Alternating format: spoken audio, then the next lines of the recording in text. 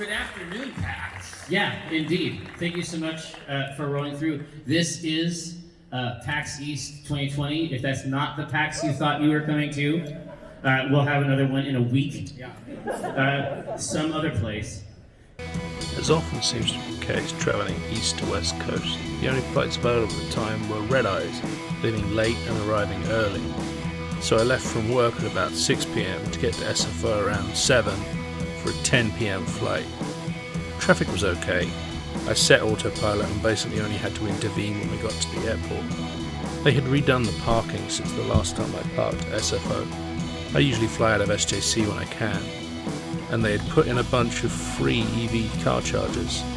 I drove around a bit, seeing if I could find them, and couldn't, so I parked and then walked right past them as I went to the lift. Seeing a free spot, I decided to double back and put the car in it. So I parked, hooked up the power and left. This meant I can leave the Sentry mode on without having to worry about it just completely draining the battery. I set it to charge to 80%, not wanting to leave it topping up constantly, and then took the bus to the terminal. I was flying out of Terminal 1, which I'm not sure I've ever done before, as it's the oldest terminal at SFO, and was undergoing a refurb, most of which seemed to be complete, as it was all shiny and new inside. I headed through security, grabbed a sandwich which resembled masonry both in texture and flavour, but was allegedly ham and cheese, and after that waited for my flight to board. We got on the plane at about 10:15, and it was a pretty full flight. I was in an aisle seat, the middle seat was empty, and there was a guy in the window seat, so I had a bit more room. The seat I got was one of the more room ones, which supposedly had more leg space, and it was okay in that respect. It did have a very uncomfortable cover made of a sort of faux leather, with a seam just where my back met the seat, which seemed perfectly placed to jab into my tailbone uncomfortably. I attempted to sleep but had no luck achieving that, so just read for most of the flight, which was about 5 hours. The crew came around frequently with water and snacks, and there was a little fridge you could go to just grab drinks and snacks if you wanted. I kept myself hydrated. We landed at about 7 a.m. local time, and it was fairly smooth going off the plane. It was a cool, overcast day, and I was fine just wandering about in a hoodie. Looking at the forecast, it gets colder later in the trip. The bus that goes down into town was right at the stop, and with a quick jog I was off to downtown. It was crowded, but mostly fine.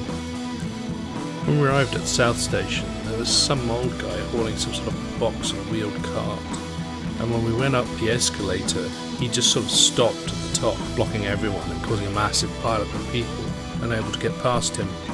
He timed it just right too, as there was a guy with a surfboard or something just behind him.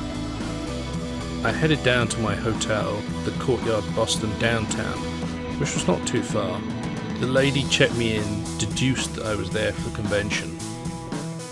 The hotel was older on the outside, but pretty nice inside. There was a coffee place and a small shop, as well as a restaurant and bar. I checked in and got the only room they had ready, a handicap-accessible king-size room, which was fine, a ridiculously large bed and things like low switches and a walk-in shower. It also had a fabulous view of the hotel's air conditioning units. I had a nap, as I was dead on my feet by that point, and around lunchtime I went down to the convention centre to grab my badge. The walk took about half an hour. It's fairly good, not too much in the way of tricky crossings. There was a shuttle bus option that goes from that hotel, so I might use that if I need to, but I'll probably just walk it. I headed back, grabbed some sandwiches for lunch at CVS en route. Most of the rest of the day I spent trying to get adjusted to the time.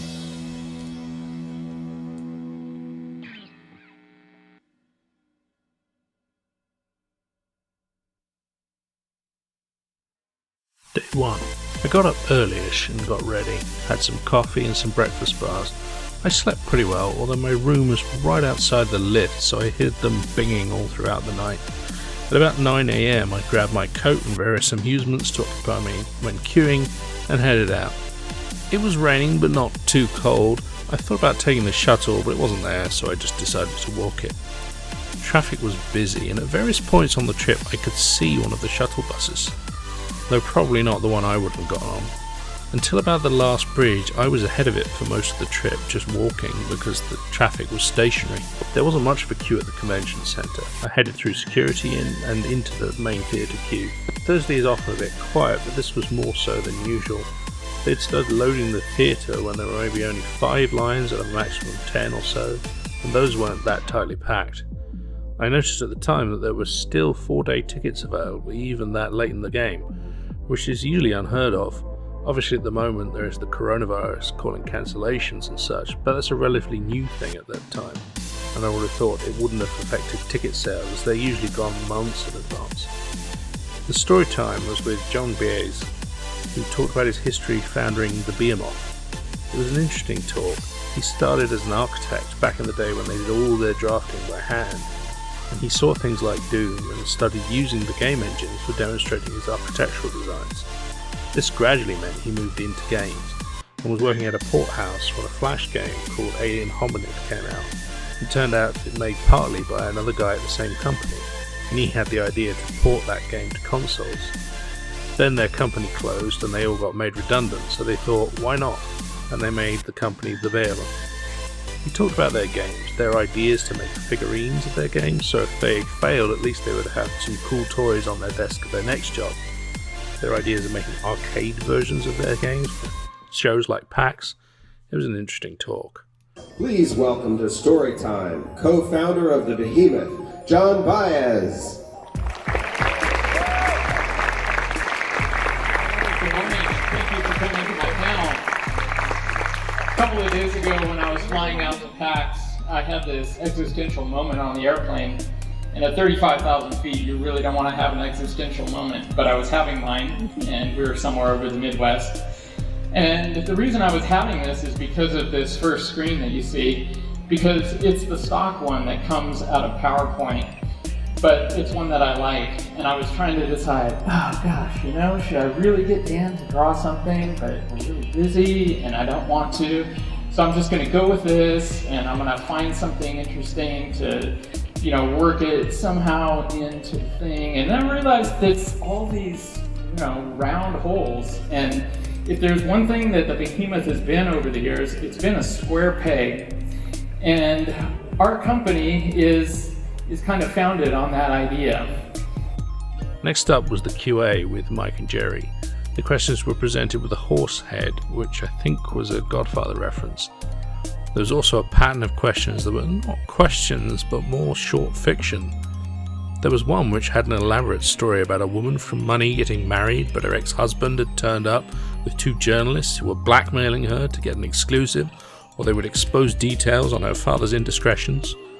Another was from a machine intelligence that could only talk in all caps, which was like an accent, and talked about why the heart was the representation of love, yet its blood was the definition of sorrow. Also Skeletor wrote in, although I can't remember what he asked. We learned that Mike gets through a whole family-sized pack of Oreos in a week, and he wonders if he slips on the stairs if that might have been the end of him, and had a very elaborate description of what would happen when one of his sons finds the body, complete with slow-motion cereal bowl being dropped and the milk mixing with the blood cinematically. Jerry said in those situations he assumes he has died and that you just don't realise it right away.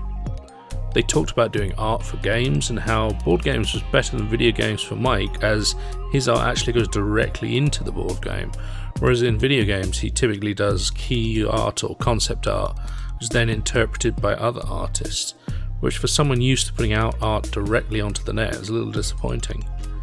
Jerry sang us 2 songs, a rendition of Fast Car and a sea shanty.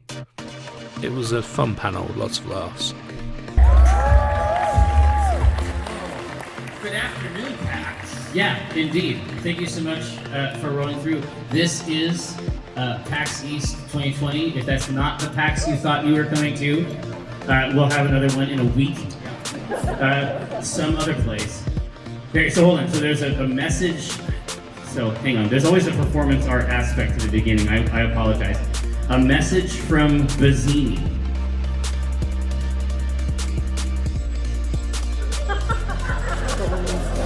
It's a horse head. Oh, okay. Oh, with bloody envelopes spilling out. Here, is it possible to catch the? Yeah, that's what we've been given. That's how we're starting off our show. Wow. So Laura was like, "There's no sound cues. There's nothing too crazy this time. There's just a decapitation and a metaphorical blood spilling, I guess. I assume that not all of these are red envelopes, like... Well, we'll see. If it discusses like being dismembered or something, we'll know there's a theme. A concerned citizen... Sing me a song of a lad that has gone, say, could that lad be I? Merry of soul, he sailed on a day over the sea to sky. Mull was astern, rum on the port, I on the starboard bow. Glory of life shone in his soul. Where is that glory now? What is wrong with this perverted elf? Exactly. Like, it's never even occurred to me that someone is doing this to manipulate us or make a joke. Like, I am mad at an elf. Yeah. Stokes the Owl Devil. Okay, I think we have another contender. From never in line of sight, but always watching, asks, despite my conjurer's strictest admonishments, I fear I have gorged myself on an irresponsible bounty of sewer-heads. Tell us a tale of when you have indulged in craving to an unwise excess, and the consequences thereof, that my own shame may be diminished in proximity to yours. time when we gorged ourselves? Yeah, engaged. Well, to an unwise excess. We've already done one tale where we talked about drinking. We didn't say how many Warp Core breaches there were. Yeah. It wasn't 2, people. How many? It wasn't 2. I do remember a time when we went out to lunch with a bunch of folks from the office, and we'd eaten lunch, and afterwards we decided to order dinner, or a dessert, and I got a brownie with ice cream, and I ate it. And somebody else had got a cookie, and they could only eat, it was like one of those big, like, you know, whole, like, giant cookie with ice cream. Yeah. And they ate a little bit of it, and it was gonna go to waste. And I was like, well, yeah, I mean, I could eat the rest of that. I always have room for dessert. And then the next day, it's not good. But yeah, I can put away some cookies. I've seen it. The best pizza from Monko and Monko asks, have you ever visited Ocean City, New Jersey? If not, you should consider it. Where do you like to vacation with your family? They just want to tell us about the pizza. They don't give a shit about us. No, they didn't. They don't give a fuck. We like to go to Seaside, Oregon. We like to go home and stay there and watch Netflix. We're already paying for it. The Desert Leviathan, from this all used to be ocean, you know. Our ghosts swim where you stand, asks. Your counterpart has contracted a monster disease. In 24 hours, he will become a Dracula, or some crap like that. A prisoner in his own mind while a devil pilots his stolen body and perform acts of unspeakable evil. Would that be fucked up? How would it affect the strip? How would it affect the strip? It probably would not be noticeable. No, unless you were literally in the office, my suspicion is that the content of the strip would remain largely unchanged. Thank you so much, Pax East.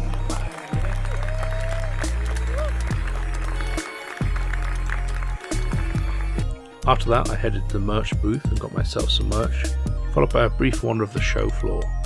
I didn't see anything that jumped out as new and exciting, though Sony and some others had pulled out in the last week or so. It didn't seem that the show floor was any emptier than usual. I would have thought that a Sony booth would be pretty big, so I'm not sure how they took that out as cleanly as they had. There wasn't anything obvious like a large gap or spacing that indicated where the thing would have been.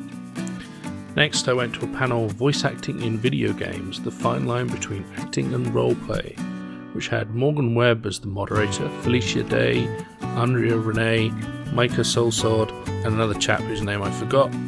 It was a little bait and switch initially when they were talking about this game called Dungeons of Nalblek, which was made by a French dev called Dear Villagers and based on some popular French radio play thing of the same name. And it had characters in the English version voiced by Felicia Day. After they'd done the trailer and some gameplay, the panel got back on track and talked about voice acting, and it was pretty good. They took questions, and one questionnaire tried to recruit Felicia to their online school for voice actors by voice actors, which felt a bit egregious. A bit like one time some guy tried to get Tim Schafer to boost his game in the Double Fine panel some years back. The rest of the questions were more relevant.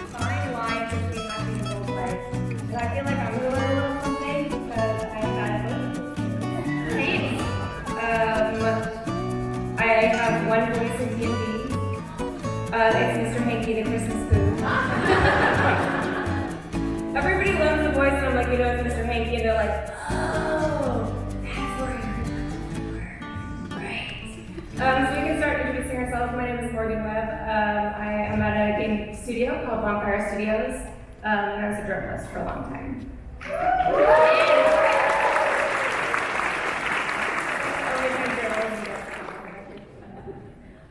So we will start with Felicia. Hi, I'm Felicia Day. You may know. Thank you. Thanks, guys. I should come out of my house more often. You might know me from my on-screen work in things like The Guild or Supernatural. But I do a lot of voiceover work as well, especially lately since I haven't been coming out of my house. I've bred. I decided to breed, and so that child keeps me pretty pinned down. Doesn't allow me to play games as much, which I'm totally fine with. Anyway, I've done voices in things called like Dragon Age, Fallout New Vegas, Guild Wars 2, and I'm doing a big voice in this new game, Dungeons of Knuckleback. So I'm very excited about that and talk about that. Yeah. You go.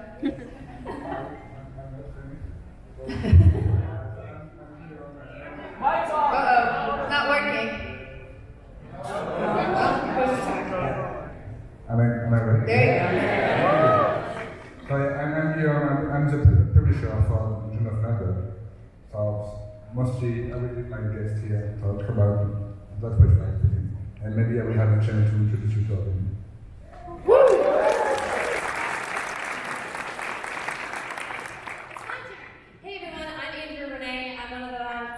What's Good Games, a video game podcast. Publishes tomorrow morning if you want to subscribe on podcast services. I'm honored to be here to talk about RPGs and voice acting. I have never voice acted before. Never? I've done lots of voiceover, but never playing a character. I've actually, like Margaret, only have one D&D character, and I don't have a voice for it yet, other than my own, because I tried a voice once. And I was so super inconsistent. I was going in and out of my regular voice, and I was like, maybe I should just not. Yeah, you gotta be committed. Yeah, you could say your character's going through puberty. Girls are confused. It's a pro tip. Yeah. Oh yeah, no, it's free. This has been your lukewarm take of the day. Is it my turn? It's your turn. Hi everyone, my name is Micah. Oh, I didn't even have to force you to do that. That's amazing. If you've heard any of my work, I'm in the world of anime. It's a very trashed type of genre. I voice Soul in Soul Eater, Yuno in Black Clover, Kaido in The Disastrous Life of Psyche K, Best Jeanist in My Hero Academia. That's about it, right? And other things. You can look it up on Google.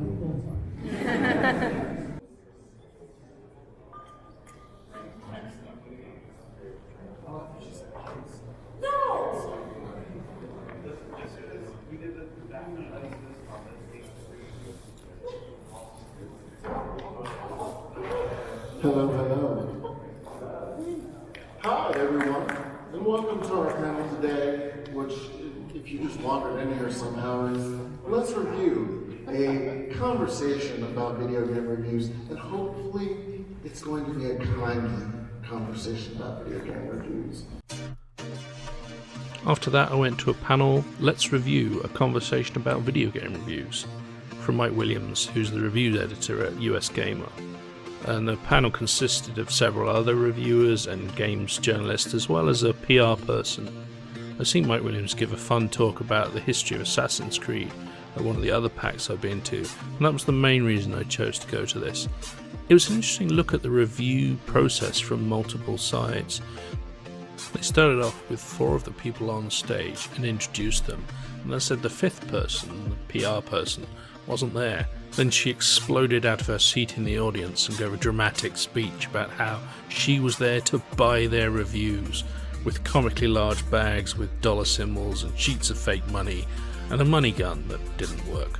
It was pretty funny, and she spent most of the rest of the panel making paper aeroplanes out of the fake money. The perspectives were quite different, and their goals going into it were not the same.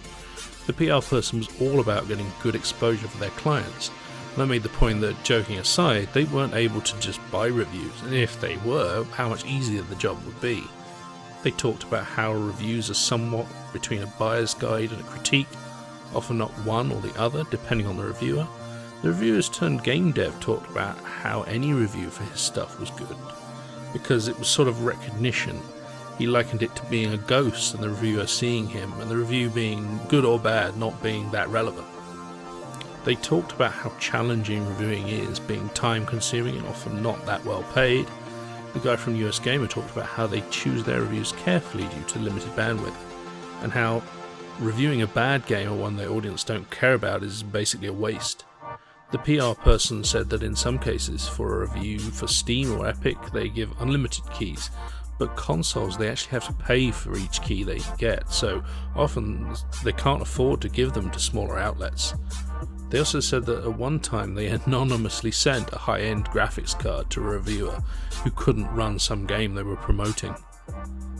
They talked about numbers, and the PR person hated the inconsistency of how people review stuff, and how that is then interpreted by things like Metacritic. They mentioned a review of Prison Architect that got 5 out of 10 for not accurately reflecting the American prison system. Of course, it was made by a UK indie devs Introversion, who, of course, know American prisons only from movies and so on. The review did make some interesting points, and when republished without the score, it sent a lot of traffic to the game, but published with that score, people just saw that number and said, "Seems like rubbish." No. It was quite an interesting talk. After that, I was feeling a bit hungry and tired. I went to see another panel, but it was on Twitch, so I headed back to the hotel grabbing some food en route. I ate and watched the tail end of a panel on the music of Zelda, and then part of one on YouTubing. Then I watched the Loading Ready Run panel, which had a slight content problem in that they'd finished a lot of their long-running projects. There was a reading of the fire safety notice, and an exploration of the lectern. Graham was losing his voice, and Ben also had a problem with a muted mic. They showed a crap shot, and then it went into Q&A. It was good fun. After that, I watched the Easy Baking Challenge, Recipe for Disaster. They gave people easy bake ovens, then had them try and make cakes and played games, including Balloon Fight, Gang Beasts, and Sticky Cats. They made what could really loosely be described as cake, but it did not look good or edible or safe to eat or cooked through. The panel of judges ate these cakes and then scored them. They also had a swear jar where if anyone swore they would have to give a game to a randomly selected audience member, in this case a guy called Jeff. It was a very silly panel. For the rest of the evening I read and then turned in.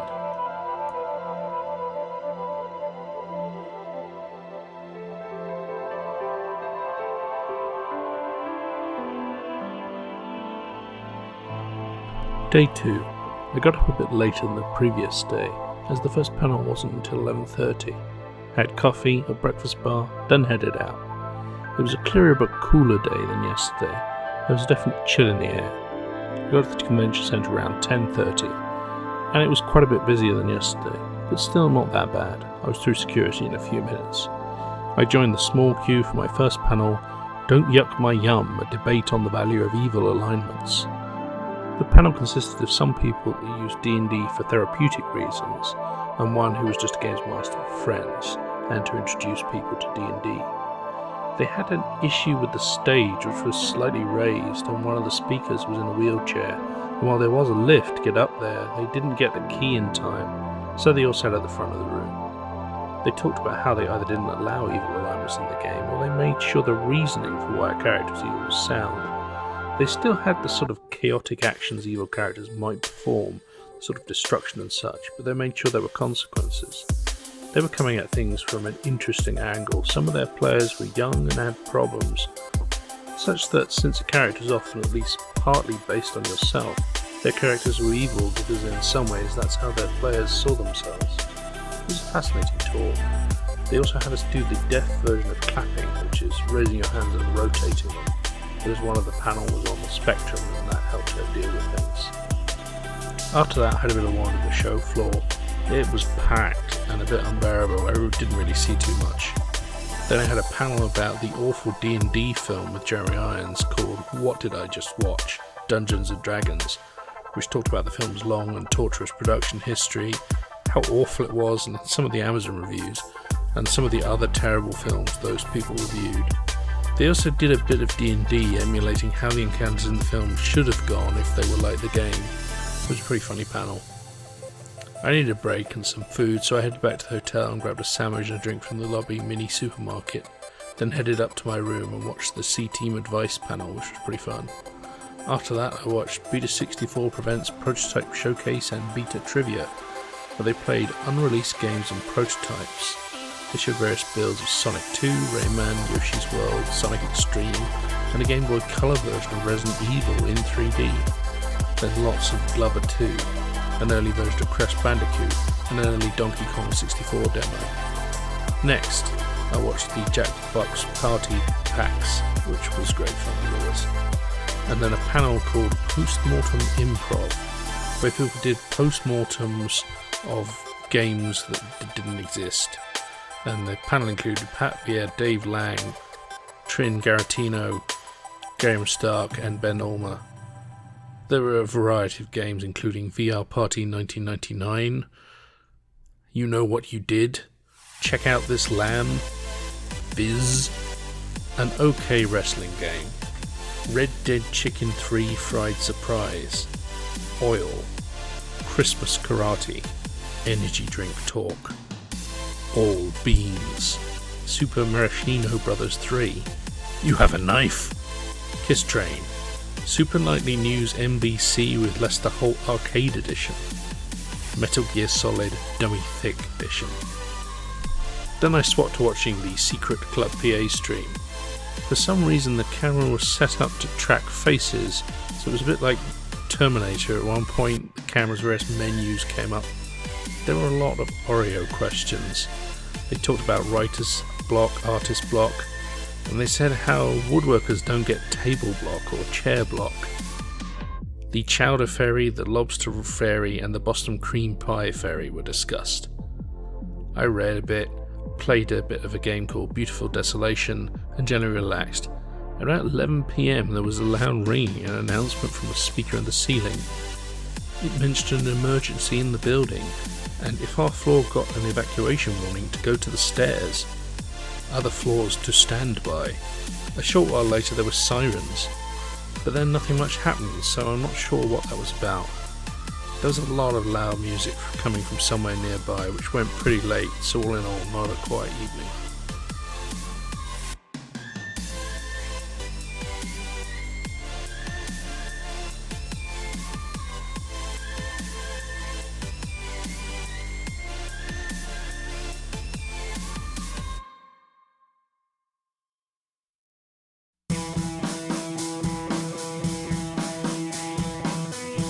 Day 3.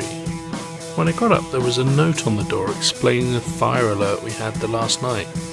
It was about a page of stuff on why they had the alert and why it was fine. It was cold but bright, and when I got to the conference centre it was the busiest so far, and it took me about 20 minutes to get in.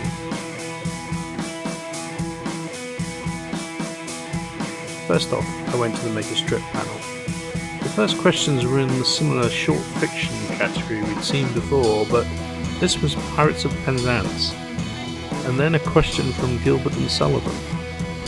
Mike and Jerry did actually answer that last one, as it was about how to maintain a long working relationship and not kill your partner. One question was just a picture of Chris Stroud. They were raising money throughout the process and got to 25k, which is pretty impressive. The strip was one where they mentioned they'd had writer's block, and the nature of that was even if that's the case, they have to make a JPEG, and in that instance you get something like this panel, which was on the Clam Chowder Fairy. We also got the Sickening Lobster Roll Fairy and the Disturbed and Troubled Boston Cream Pie Fairy. For the last two, Gabe had to Google images, and the last one needed search safe. During the process we learned that Taiko watches a lot of TikTok, and it's like a palantir, seen into other people's lives, seeing things that should not be seen. He described it as a bit like watching a bit, then exclaiming, "What?" Then watching more, and repeat. After that I went to the Obsidian panel. On the way the enforcers were restricting the number of people on the escalator. I assume it was some part of the cleaning for coronavirus.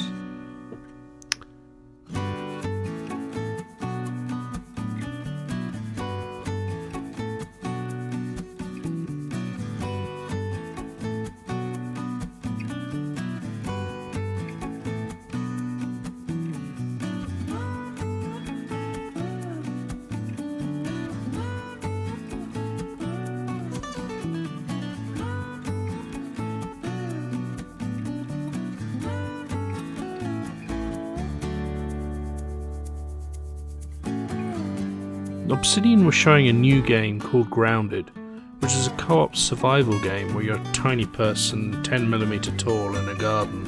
Very Honey I Shrunk the Kids vibe. Looked like something I might play with friends for Sunday night gaming.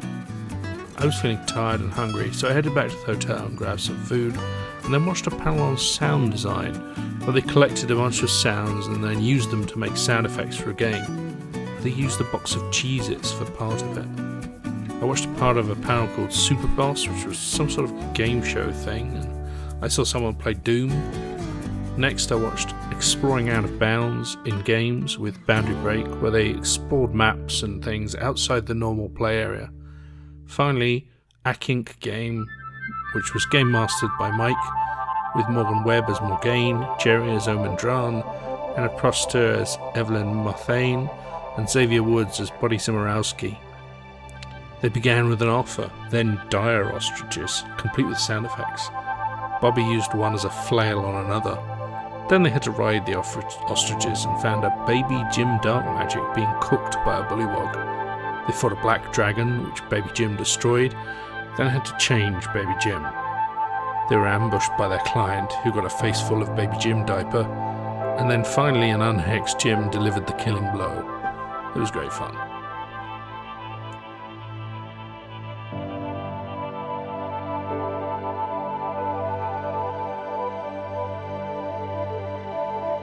Day 4. Another fairly disturbed night. Lots of people making noise till quite late.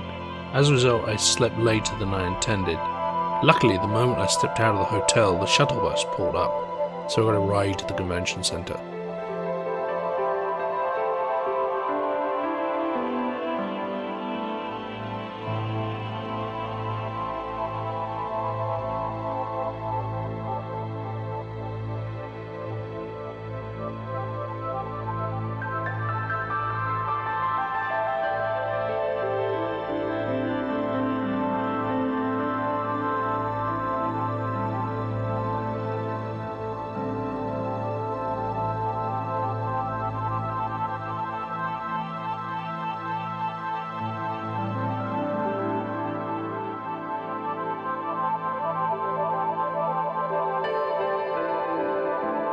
When we got to about 12 PM, I headed to join the queue for the C-Team Live D&D. I've not kept up much with the C-Team. I watched Season 1, but I haven't really looked into it since then, so some of the story notes were a bit unknown. There was a fancy bird that needed its child named. There was a city of cults and prophecies where the player characters were listed as missing on a bunch of posters, and where when prophecies didn't match reality, there was a force that made reality match. Then there was a convention of cults, an orgy computer, and finally a fight with an alternate Omen Dran. And then at the end, the party wiped in a cutscene, and they had new characters. A form was filled out due to the danger to Akink, and a new C-Team was formed. It was pretty epic and quite fun.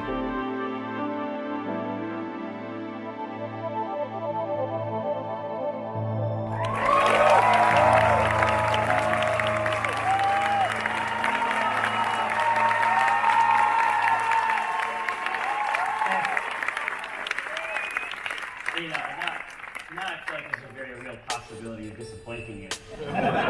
My first instinct is just to go back off the stairs. Listen, revered Shadow Council, may our labors please you. Now, you should know that it is impossible to kill players that are not on the stage. So let me begin by inviting to the stage Dragonborn Narcissus in our defense.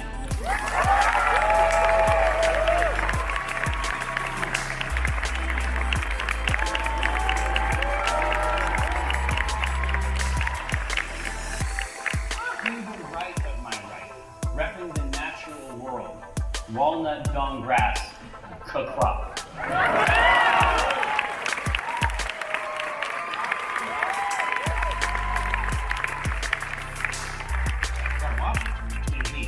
To my left, not your grandma's grandma, except in those rare cases where she is your grandma's grandma, Rosie Beestinger.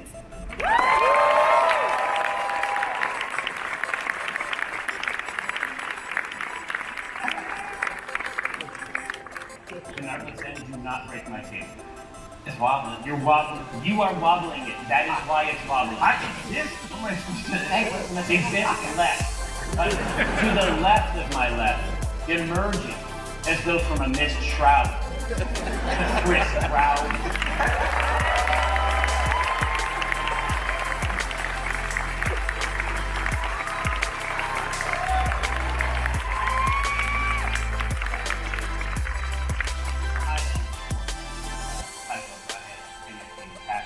I'm also a Manifest Herald Braun, in more ways than one, CEO of Acquisitions Incorporated. But today, I am your internet friend, Jennifer K. Horkins, care of Rosie's incredible shirt. Indeed, she did the entire fashion line you see advertised before you. These are not available down in this shop. Never will be one of a kind creation. After that I grabbed some food and watched a panel from Marvel on some awful mobile game called Marvel Future Revolution. Not sure it will be good, but mobile games, so probably a pile of steaming shit full of loot boxes and premium currencies. Then I saw Nintendomus figuring out Nintendo's next 5 years, which was mostly just speculating about future Nintendo games. It was somewhat interesting, but didn't really grip me. The further out they got, the more speculative they became, the less interesting it was. Finally, the final round of the Omegathon. The game was Space Team VR, the Teams, the Gentlemen Thieves, and Showtime Bro Time.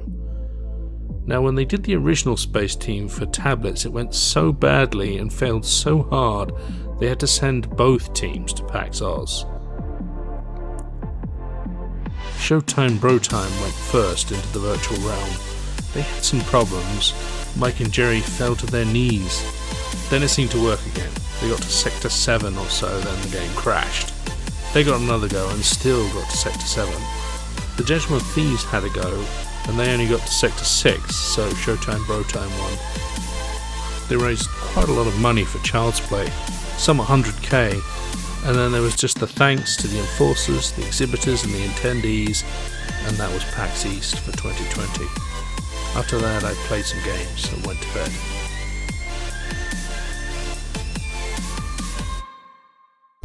It was a lot quieter that night, which was somehow annoying now that I didn't need to get up early.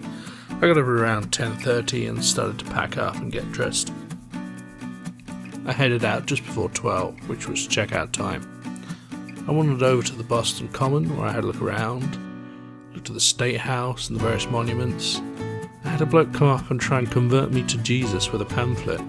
I told him I was an atheist, but he still gave me the thing and wandered off. Then some other people asked me which way was north. They recognised me as a fellow PAX goer due to my PAX varsity top, and they didn't seem to expect me to know.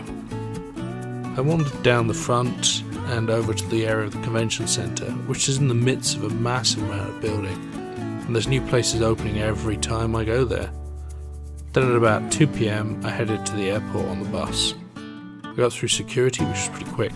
The TSA guy made a gesture about the fact that my driver's license didn't have a beard on it. Once I was through, I grabbed a sandwich and a drink, and then waited till the plane boarded at about 4 PM. I had an aisle seat, the middle seat was empty, and there was a guy in the window seat.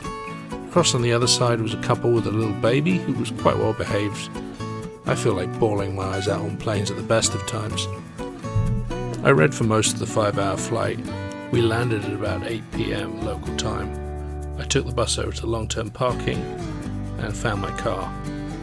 I'd set the Tesla not to continually recharge, assuming I could whack it up to full charge just before boarding the plane, but it seemed like the charger had decided not to charge the thing anymore. It probably needed replugging, as it had seen the Tesla sat there for several days not drawing much power, but there's no way to do that remotely, so I got back with about 160 miles in the electro tank. It was more than enough, but it was annoying that I didn't have it fully juiced up after free charging was available. I headed back home, grabbed some food en route, and got back at about 10 PM. It's been a fun trip, and I enjoyed my time at Pax East. I hopefully didn't get the coronavirus while I was there. Later I was looking through the Sentry Mode footage just out of curiosity. There were about 50 events. Most were cars passing or confused people with suitcases wondering why my car was flashing its lights at them. But there were a couple of oddities. At some point a Tesla Model S pulled into the space on my left and a guy jumped out and started taking a bunch of photos of the car, then headed off. Later that same day a completely different guy turned up, took the car and drove it off. Then a day later returned into that same space, took a bunch of photos and left. It was gone in the next set of photos, so I don't know if a third person came and grabbed it in the same way. I assume it was some sort of rental thing with people picking it up at the long-term car park, then taking photos for recording reasons. The guy on the right of me turned up, loaded up, and then drove off, then stopped, got out. He left the J1772 adapter in the charge port. I assume he must have just yanked the cable out without pressing the release button, or maybe it failed or some such. He pulled on it for a bit, not realizing he could get it to release in the app, or probably the screen. Instead he pulled back into the space, tried to grab the charge cable, but of course it had locked into the machine by this point, fiddled with his phone to get it released, plugged it back into the adapter, then pulled the whole thing out, and then drove off. It was a bit weird, but maybe it was a new car and he not got used to the J1772 charges, or some other combination.